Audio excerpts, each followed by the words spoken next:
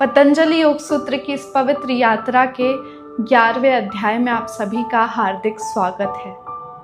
आज हम बात करेंगे कि हमारा मन इतना भटकता क्यों है और हमारे मन के सामने आने वाली 9 बाधाएं कौन कौन सी हैं। देखिए, कभी आपने सोचा कि आप बड़ी इच्छा शक्ति से कोई काम की शुरुआत करते हैं, सुबह जल्दी उठते हैं, योग करते हैं, ध्यान करते हैं, पढ़ाई करते हैं, लेकिन कुछ समय बाद वो सब टूट जाता है, छूट जाता है और फिर हम सोचते हैं कि शायद हमारी इच्छा शक्ति कम है।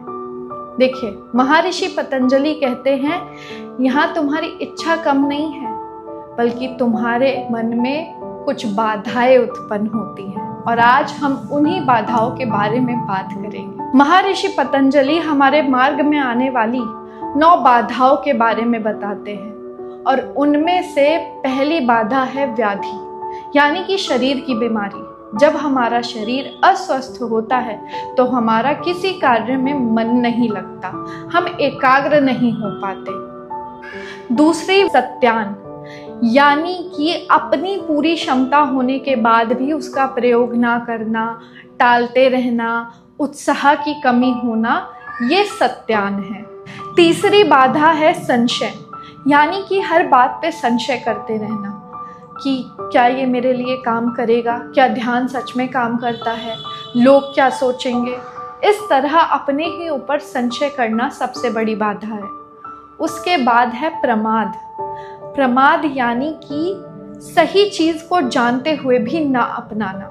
जैसे किसी डॉक्टर ने कहा कि रोज चलना अच्छा होता है, आपको पता है, लेकिन फिर भी आप कल पर टालते रहते हैं, यही प्रमाद है। 5वीं बाधा है आलस्य।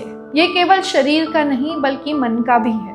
हम परिवर्तन चाहते हैं लेकिन परिवर्तन के लिए कोई प्रयास ही नहीं करते। 6ठी बाधा है अविरति, यानी कि इंद्रियों के जाल में हमेशा फंसे रहना, हमेशा सारा दिन मोबाइल चलाते रहना, कोई और काम ना करना, अपने ऊपर ध्यान ना देना, हमेशा बाहर की चीज़ों में मनोरंजन ढूंढना, ये अविरति है। 7वीं है भ्रांति दर्शन, गलत समझ और भ्रम। जब हम अस्थायी चीज़ों को स्थायी मानने लगते हैं, जैसे हमारा शरीर, ये भ्रांति दर्शन है। और 8वीं व्याधि है अलब्ध भूमिकत्व, यानी कि कुछ लोग जो साधना में एक स्तर पर पहुंच जाते हैं लेकिन दूसरे स्तर में पहुंचने में उन्हें परेशानी आती है तो वो बीच में ही अभ्यास छोड़ देते हैं। 9वीं बाधा है अनव्यवस्थित तत्व, यानी कि एक बार उपलब्धि हासिल करने के बाद, यानी कि अगर आप ध्यान में बैठे हैं, आपका मन लगा, कुछ दिन अच्छा लगा और कुछ दिन बाद आपने उस ध्यान को छोड़ दिया। ये 9 बाधाएं अगर देखा जाए तो केवल योगियों की नहीं है, बल्कि विद्यार्थियों की है, कर्मचारियों की है, माता पिता की है, बच्चों की है, जो अपने जीवन में सकारात्मक परिवर्तन लाना चाहते हैं। देखिए, महर्षि पतंजलि ये नहीं कहते कि बाधाएं नहीं आएंगी, वो कहते हैं कि बाधाओं का आना स्वाभाविक है। फर्क सिर्फ इतना है कि ये हमें तय करना है कि हमें उन बाधाओं में बंधना है या फिर उन्हें एक विचार समझकर, एक दृष्टा भाव से देखकर छोड़ देना है। अब प्रश्न ये है कि जब बाधाएं आए तो उन्हें पहचाने कैसे। इस प्रश्न का उत्तर आपको अगले अध्याय में मिलेगा। आज का एपिसोड आपको कैसा लगा, कमेंट्स में ज़रूर बताइएगा, लाइक कीजिएगा, शेयर कीजिएगा और हमें सब्सक्राइब करना ना भूलिएगा।